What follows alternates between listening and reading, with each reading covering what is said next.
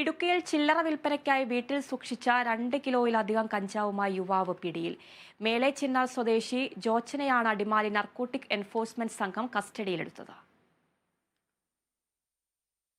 Adimali narcotic enforcement സ്ക്വാഡിലെ circle inspector Manoop വിപിയും സംഘവും ചേർന്ന് വാത്തിക്കുടി മേലെച്ചിന്നാർ ഭാഗത്ത് നടത്തിയ പരിശോധനയിലാണ് 2 കിലോയിലധികം കഞ്ചാവുമായി മേലെച്ചിന്നാർ സ്വദേശി ജോച്ചനെ പിടികൂടിയത്.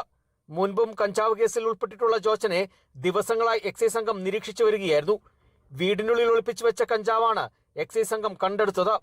തമിഴ്നാട്ടിൽ നിന്നും കഞ്ചാവ് വാങ്ങി മേലെച്ചിന്നാർ വാത്തിക്കുടി ഭാഗങ്ങളിൽ ചില്ലറ വിൽപ്പന നടത്തുകയാണ് പ്രതിയുടെ രീതിയെന്നാണ് നർക്കോട്ടിക് ഉദ്യോഗസ്ഥർ നൽകുന്ന വിവരം.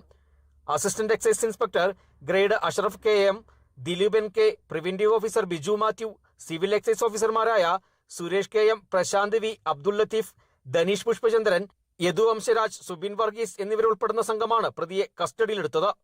Kerala vision news, Idukki.